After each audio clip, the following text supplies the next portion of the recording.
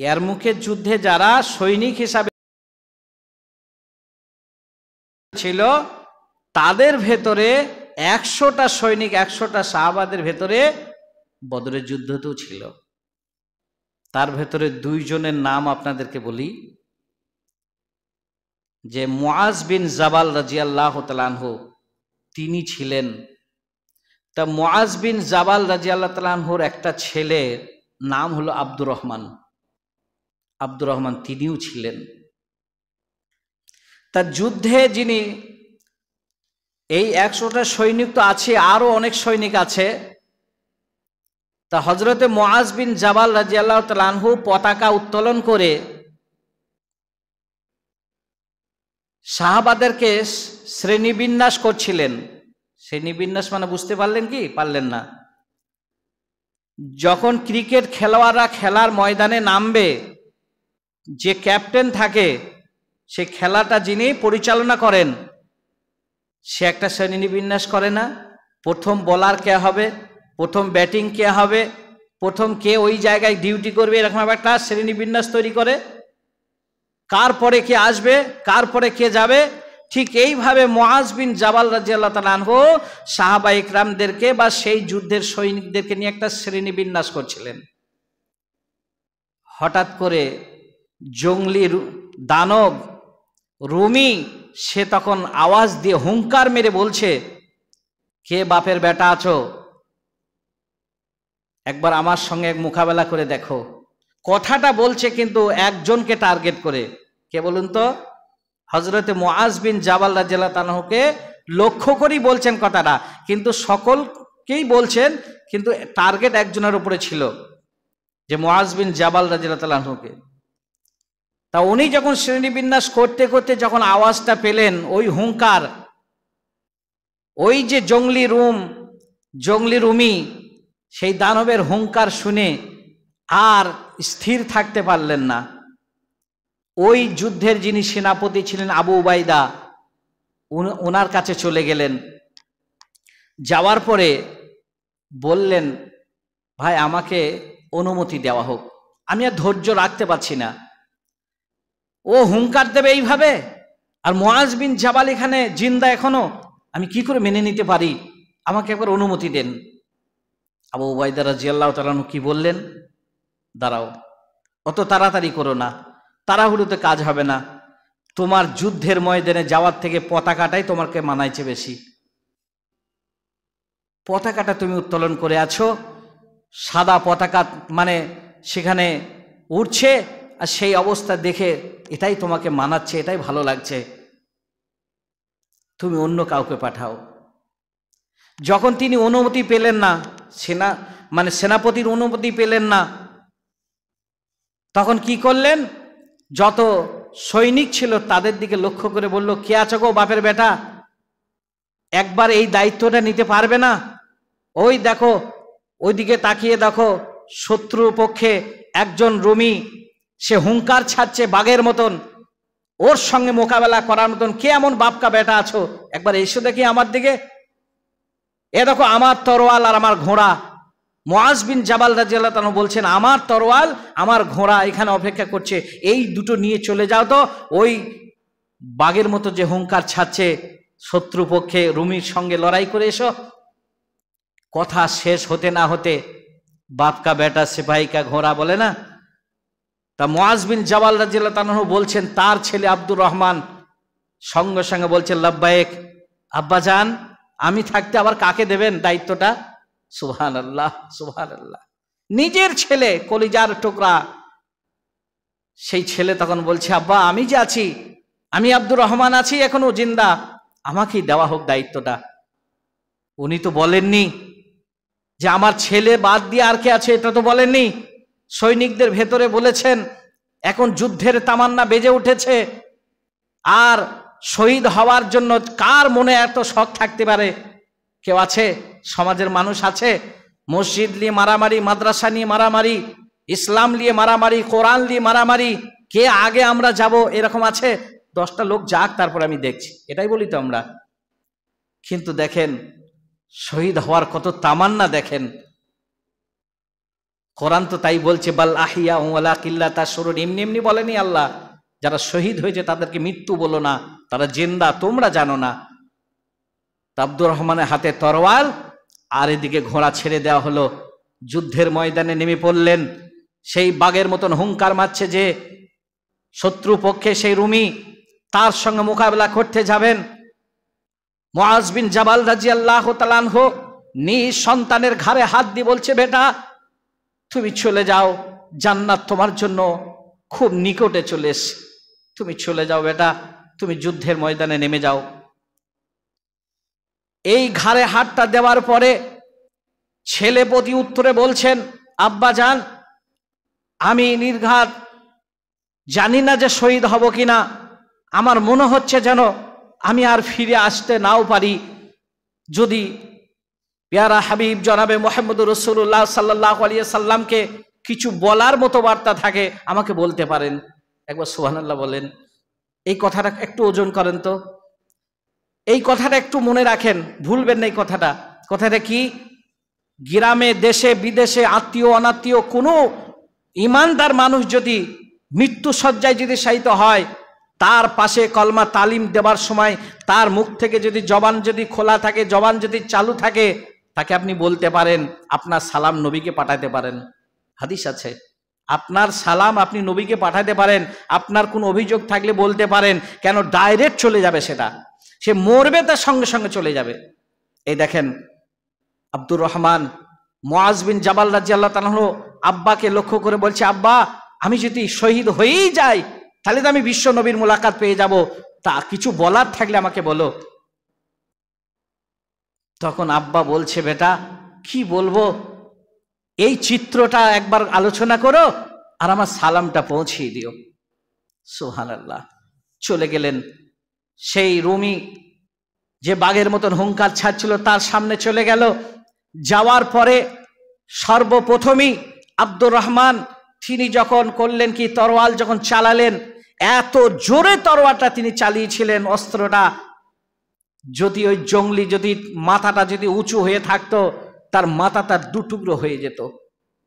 কিন্তু না, জঙ্গলি মাথাটা কৌশল করে একটু ভেঁচকি মেরে মাথাটা নিচু করে কেমন করে সে একটু ফাঁকে পড়ে যায়, তরোয়ারটা শুধু ফিরে আসলো। অস্ত্রটা যেভাবে ঘুরিয়েছিল শুধু ফিরে আসলো। আর যখনই আব্দুর রহমান রাদিয়াল্লাহু তাআলা আনহুর খালি অস্ত্র যখন ফিরে আসছে, সেই সময় তিনি সুযোগে কি করলেন, সুবর্ণ সুযোগ হাতে পেয়ে কাজে লাগিয়ে দিলেন। মাথায় পাগড়ি ছিল, সেই পাগড়ির ওপরে জোরে এমন একটা আঘাত করলো রুমি, সঙ্গে সঙ্গে পাগড়ি কেটে মাথার ভেতরে অস্ত্র ঢুকে গেল। উনি এখনো শাহাদাত বরণ করেননি, তবে বুঝতে পারলেন যে রুমির আঘাতে আমি শহীদ হয়ে গেছি। উনি ভাবছেন আমি শহীদ হয়ে গেছি, এই বলে তখন অস্ত্র নিয়ে গুটি গুটি পায়ে ফিরে আসছে। মুআজ বিন জাবাল রাদিয়াল্লাহু তাআলা আনহু তখন ছেলের দিকে লক্ষ্য করে বলছে, বেটা আব্দুর রহমান, কি লোভে তুমি ফিরে আসছো বেটা, কি লোভে তুমি ফিরে আসছো? তোমার মাল আছে পেছনে, বাবা আছে, মা আছে, তোমার আত্মীয় স্বজন আছে, কি লোভে তুমি ফিরে আসছো? বেটা তুমি এগিয়ে যাও। মুআজ বিন জাবাল রাদিয়াল্লাহু তাআলা আনহু জানেন না যে অস্ত্রটা কোথায় লেগেছে, আমার ছেলের মাথায় যে আঘাত হয়েছে এটাও জানেন না। বেটা তুমি ফিরে আসছো কেন? ওর একটা অস্ত্রের আঘাতে মনে করছে আমার ছেলে ভয়ে ফিরে আসে। তা বলছেন তখন আব্দুর রহমান রাদিয়াল্লাহু তাআলা আনহু তিনি বলছেন আব্বাকে, আব্বাজি আমি ভয়ে ফিরে আসি নাই, আমি ভয়ে পালিয়ে আসি নাই, আমি দুনিয়ার কোনো মালের লোভে ফিরে আসি নাই, তবে রুমি আমাকে আঘাত যা করেছে আমি শহীদ হয়ে গেছি, আমাকে শহীদ করে দিয়েছে, আমার মাথায় যে আঘাতটা করেছে আমি শহীদ হয়ে গেছি আব্বা। তা বললো, বেটা তুমি যে এখনো জবান তোমার চালু আছে, তোমার হাত যে এখনো চলছে, তোমার দৃষ্টি যে এখনো চলছে, তোমার ব্রেনে এখনো কাজ করছে, তুমি কেন ফিরে আসছো বেটা? তোমার জান্নাতটা এই দিকে নয়, তোমার জান্নাতটা ওই দিকে, তুমি এদিকে ফিরে আসা মানে জান্নাতের দরজা তুমি দূর করে নিলে, লম্বা হয়ে যাবে তোমার জান্নাতের দরজা, তোমার হাতের লাগায় ঘুরে বেড়াচ্ছে, তুমি সামনে যাও বেটা। আবার অস্ত্র নিয়ে আবার সামনে চললেন। ওই জঙ্গলি রুমির সাথে আবার যুদ্ধে তিনি যোগদান করবেন। তাই বলে আবার বাপের কথাতে আবার ফিরে গেলেন। যেতে যেতে ওই রুমি দানবের কাছে যেতে পারেননি, তার আগেই তিনি জমিনে ধরাশায়ী। একবার বলি ভক্তি সহকারে, ইন্না লিল্লাহি ওয়া ইন্না ইলাইহি রাজিউন। তিনি পৃথিবী থেকে বিদায় নিলেন। আব্বার সালামও চলে গেল সঙ্গে। আমার বলার বিষয়টা নিশ্চয় বুঝতে পেরেছেন। দুটি কথা বোঝাইতে চাইছি এখানে। নাম্বার এক, ইসলামকে আমরা ওয়ারিশ সূত্রে পাইনি, বহু কষ্ট করে, বহু রক্তের বিনিময়ে, বহু ত্যাগ তিতিক্ষার বিনিময়ে আমরা ইসলামকে পেয়েছি। নাম্বার দুই, আমার সব থেকে নিকটের কলিজার টুকরার হাতে আমি অস্ত্র তুলে দিচ্ছি। যখন অস্ত্রটা দেব, এখনো দিইনি, হঠাৎ করে একজন পাদ্রী, যোগ্যতম একজন পাদ্রী এসে মুআজ বিন জাবাল রাদিয়াল্লাহু তাআলা আনহুকে কানে কানে কি যেন একটা শব্দ দিলেন। কি শব্দটা কি দিয়েছিল? সেই যোগ্যতম পাদ্রী তখন কানে কানে বলছেন, মুআজ বিন জাবাল রাদিয়াল্লাহু তাআলা আনহু, আপনার কি জানা আছে ওই যে বাঘের মতন হুঙ্কার দিচ্ছে, ওই রুমি সম্পর্কে আপনার কতটুকু জানা আছে আমি জানি না, তবে আমি পাদ্রী জানি ও একজন সুবিখ্যাত একজন বীর পালোয়ান, সুতরাং ওর সাথে মোকাবেলা আপনার ছেলে দ্বারা সম্ভব হবে না। আপনার ছেলেকে শুধু শুধু জীবন হারাইতে পাঠিয়েন না। এই কথা যখন পেলেন, এই কথাটা মনে রাখুন, হযরতে মুআজ বিন জাবাল রাদিয়াল্লাহু তাআলা যখন ওই পাদ্রীর কাছ থেকে এই খবরটা পেলেন যে ও এমন একটা বীর যোদ্ধা, ও এমন একটা শক্তিধর পুরুষ যে ওর সামনে মোকাবেলা করে আপনার ছেলের যা শক্তি আমি দেখলাম লক্ষ্য করে, ওই শক্তি দিয়ে ওর কাছ থেকে মোকাবেলা করে গাজী হয়ে ফিরতে পারবে না। আমার বিশ্বাস আপনার ছেলেকে পাঠিয়েন না। মুআজ বিন জাবাল রাদিয়াল্লাহু তাআলা আনহু শব্দটা শোনার পরে বুক ভরা ভালোবাসা নিয়ে, বুক বড় আশা নিয়ে তখন বললেন, এখানে আমার ছেলে ছাড়া অন্য কাউকে আর পাঠাচ্ছি না। কেন? কেন না জানি আমার ছেলে শহীদের দরজা কোন দিন পাবে কিনা। আজকে তো পাবে। সুবহানাল্লাহ, সুবহানাল্লাহ, আজকে তো শহীদের দরজা পাবে আমার ছেলে। ওই জন্য নিজের ছেলেকে ব্যতীত রেখে অন্য কারোর হাতে অস্ত্র তুললেন না। তাহলে ইসলামকে তারা মোহাব্বত করেছে, ভালোবেসেছে, পরকালকে ভালোবেসেছে, জান্নাতকে ভালোবেসেছে, জাহান্নামকে ভয় করেছে। তাদেরই অন্তরে ছিল ভয়, তাদের ভেতরে ছিল, কিন্তু নেই আমাদের সেই ভয়। যদি সেই ভয় থাকতো, আমার ছেলে বিছানায় ঘুমাবে, আমার ছেলে তাসের আড্ডায় বসে থাকবে, আমার ছেলে চায়ের দোকানে মিষ্টির দোকানে বসে থাকবে, আমার ছেলে তেমাতায় চৌমাতায় বসে থাকবে, আর আমি বাবা আজান শুনে নামাজ পড়তে আসবো। হতে পারে না, এটা বাপ হতে পারে না। বাপ যে হবে, যেমন একটা মা কি করে, 10টা মুরগি থাকলে, 10টা হাঁস থাকলে সকালবেলায় ছাড়ার সময় 1 2 3 9 10 করে গোনে, আবার যখন সন্ধ্যা ঘনিয়ে আসে মায়েরা কি করে, পাটাটা খুলে দিয়ে দরজাটা খুলেই ঢুকিয়ে দেয় না। দেখবেন হাতে মুঠো করে খাবার নিয়ে বসে থাকে, দাঁড়িয়ে থাকে। না জানি 10 করে 20টা হাঁস মুরগি ছেড়েছি, একটা একটা করে ঢুকছি আর মাথা গুনতি দেখে নাই। ঠিক বলছি না ভুল বলছি? মায়েরা এইভাবে গুনে নেয় যে কি 10 করে 20টা ঢুকলো কিনা। যদি 19টা ঢুকে যায়, ওগো আব্দুর রহমানের আব্বা তুমি কোথায় আছো, তাড়াতাড়ি এসে একটা হাঁস বাড়ি আসে নাই। কি ব্যতিব্যস্ত, একটা হাঁস কি জানি শিয়ালে ধরে নেবে, কি জানি কুকুরে খেয়ে নেবে, না খেয়ে নিল, না কি কার বাড়ি ঢুকলো, একটু তাড়াতাড়ি দেখতে হবে। একটা হাঁসের ভালোবাসা, একটা মুরগির ভালোবাসা, যার 100 থেকে 500 টাকার বেশি মূল্য হতে পারে না। আপনার ছেলের কত মূল্য দেখেন। ওই ছেলেটা যে শহীদ হলো, ওই ছেলেটা বেহিসাবি আল্লাহর জান্নাতে যাবে, আর ওই ছেলেটা মা বাপ ছাড়া যেতে পারবে না। কতটা মূল্য এবার ওজন করেন, কতটা মূল্য এবার ওজন করে দেখেন।